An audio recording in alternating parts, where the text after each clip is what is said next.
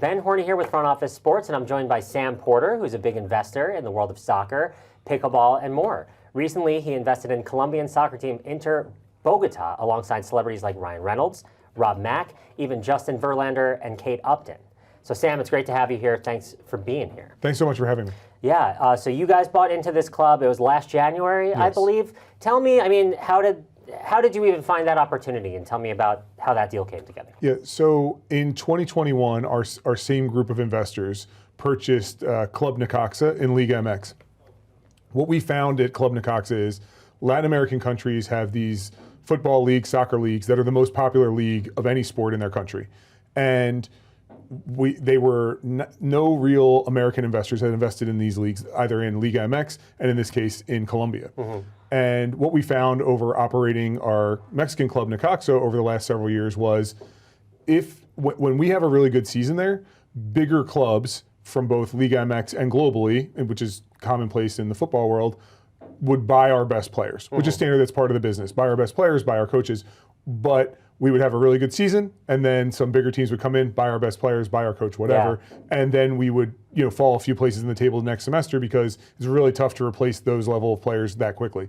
So what we were looking for is two things. One, a club and an investment in a club that could help support talent development for Necaxa so that we had a pipeline to constantly be refreshing our players and even our coaches and support staff and trainers.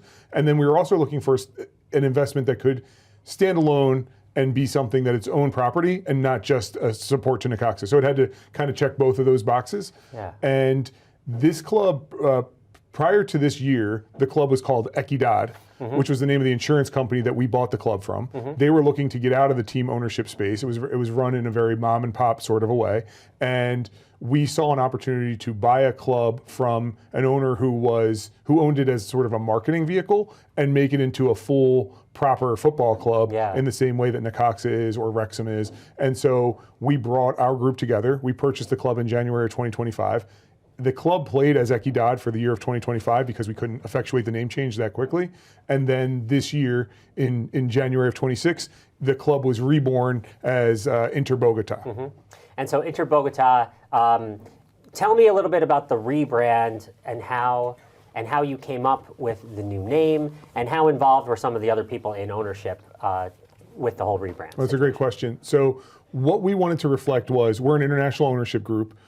Bogota is a very international city. You go there, you have all different types of food, different types of culture. It's a massive city, 12 million plus people. It's not only the capital of Colombia, but it's also looked at as the Colombia of northern South America. Mm-hmm. So it's a very international city. So we were thinking of something like reflecting the club that we wanted to be and what we think it can be in that city. So we wanted to have the name Bogota in the name, and then we were very internationally minded. So Inter Bogota seemed like a very natural fit. Talked to Rob and Eva and Ryan and the whole group about this, and everybody thought this is a great name. We hired an outside design company to help us with a color scheme and a logo, and we have the Condor, which is the national bird of Colombia, in the logo. We have the Andes Mountains in the logo, and then we have gold and black and white, which are all colors that have some real meaning to both Bogota and Colombia. So that was all part of our group kind of talking about it collectively, looking at different logos and how we wanted to integrate that. So it was a team effort. And so this team has a long history. They've been around for almost 80 years, right? 40 years. 40 years? Yeah. And to this point, up until now, this season they're doing very well. Yeah. But previously it's been some time since they had any success. So tell me a little bit about how you've turned the club around, and what your expectations are even for this season. Let's start there. Yeah. So the club is 40 years old. It was owned by this insurance company, and they would be typically mid-table. They finished twice a couple times in the history of the club, but it was never a club that was pushing an agenda to be top of the table. What we wanted to do was we hired a new coach, we hired a new sporting director, we hired new support staff. We connected the recruitment and scouting team from Necaxa with this, which we have a really good scouting team at Necaxa. So now what we're able to do is kind of bring a layer of additional sporting intelligence and research into our approach. We put an analytics team. We hired a new CEO who oversees all business and and Sporting to see that, Nicholas Maya. So we just really put together a new management team, a new process, and then in the world of football, if you go into a season with too much expectations, unless you're, say, Man City or a club of that nature that's saying, okay, we were going to win the league this year, we're going to win the league every year, Liverpool, Man City, the Real Madrids and Atleticos and Barcelonas of the world, those are the clubs that have these standards of like, here's where we're pressing for. Yeah. When you're coming from our shoes, we're in our first 12 months of ownership, we've done a tremendous amount of turnover in terms of the players on the roster, the coaches, the whole team has been reformed. So we go into it with the expectations of let's be competitive, let's play good football, let's develop young players, which is a huge part of our entire approach. So we don't really go into it with expectations of we're going to finish X place in the table. We go into it at this stage of, hey, let's see progress, let's see improvement, and let's put together a good foundation of what we want to accomplish. Now, we're in first place at the moment, knock on wood, we keep having these good performances, but in football that's fleeting, so we'd like to sustain that, but you just, match to match, you're just hoping for the best out of your players. And you've spoken before about how involved some of the celebrity owners are. Like I think you mentioned in the interview with Dan Roberts a few months ago that Eva Longoria in particular was involved in the head coaching search and whatnot. Yeah. So how involved with this whole, you talked about the rebrand, but everything now involved with this team and their success, how much focus is there from people like Ryan Reynolds and Rob Mack, and how much are you kind of leaning on them for input or helping you make decisions or anything like that? Yeah, they are very aware of what the club's doing. I mean, we'll get text messages after a win of, wow, what a match. They're watching the matches, they're following it. The day-to-day, we are obviously all very reliant on our management teams and the folks on the ground there. They're also Wrexham's right now in the playoff spots in the championship. They're pushing for that. That is, the heart and soul of sports investing for those guys is their focus on Wrexham. But we exchanged, a couple dozen emails last week about stuff that we can do between Inter Bogota and Wrexham and players that could be guys who could potentially go over there. So there's a definite, continual conversation of how we can leverage the value of each club to help each other. And so there's a level of involvement that I find very refreshing because these guys are really into it and they love the sport. Yeah, I mean, it's very obvious just from seeing them and, the documentaries and all that stuff that they really are into it. So I also wanted to ask about the local community.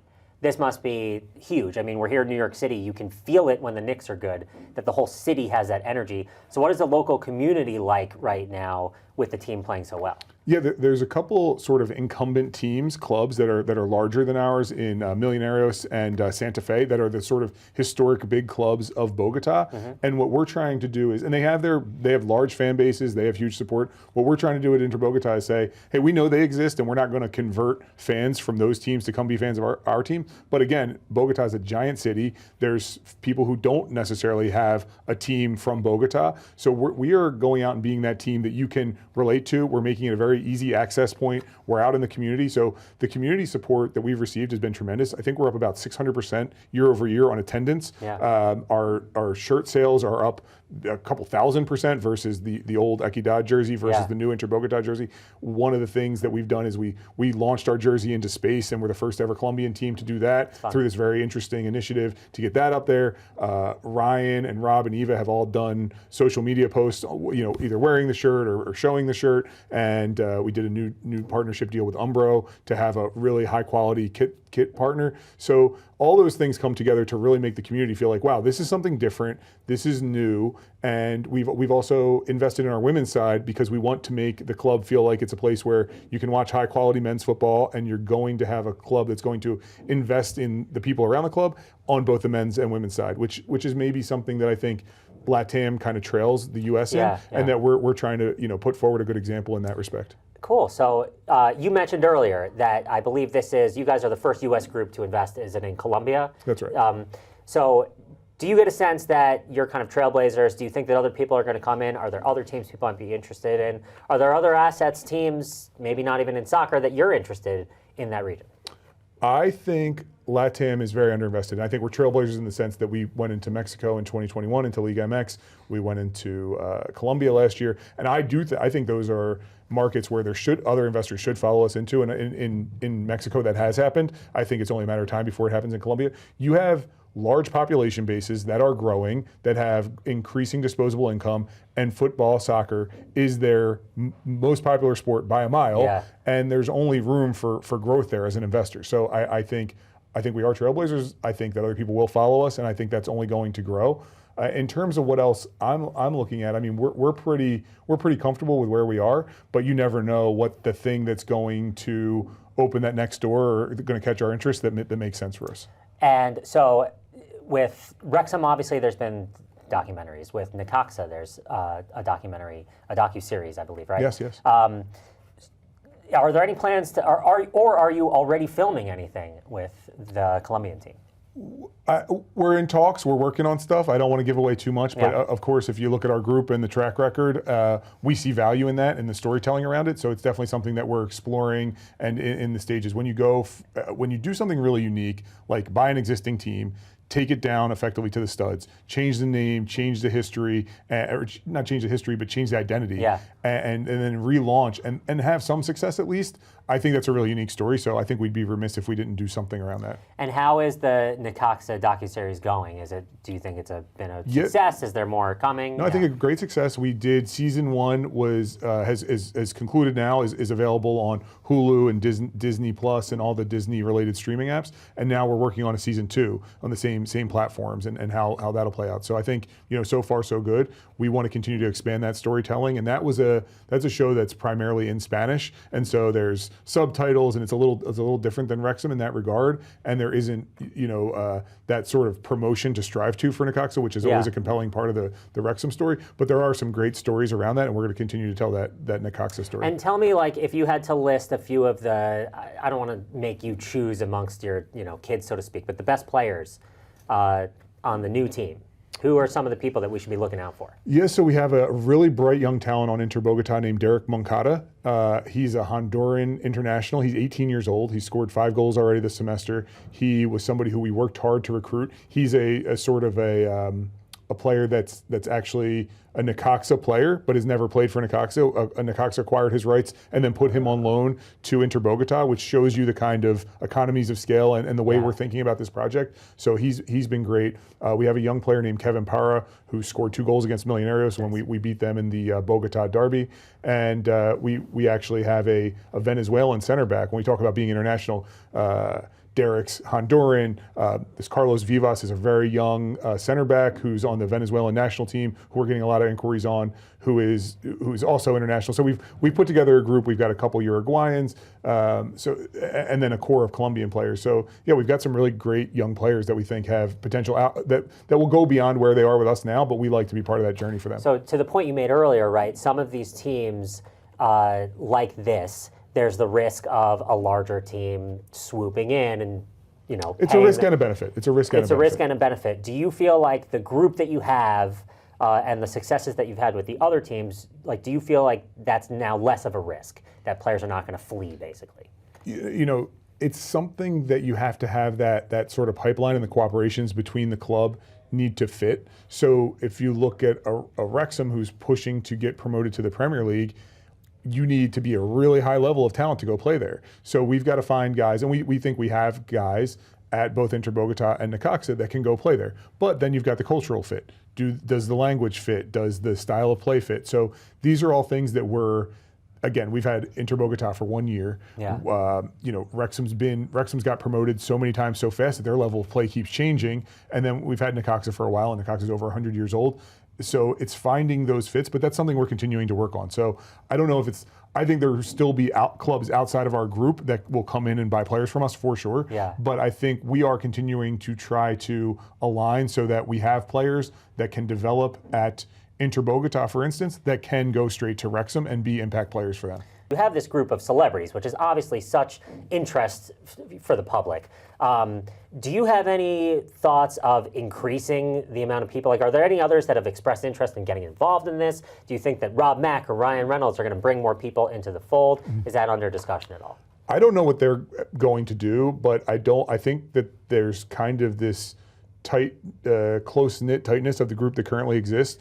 I have no idea. They're obviously free to bring in other folks that are friends of theirs or whatever, celebrities or not, into Wrexham. For us right now, we're very comfortable with the group that we have and how we're situated. So right now it's just kind of, we do hear from famous people from time to time, particularly when the teams are doing well, you get some more incoming, but it's not something that's really top of the mind right now.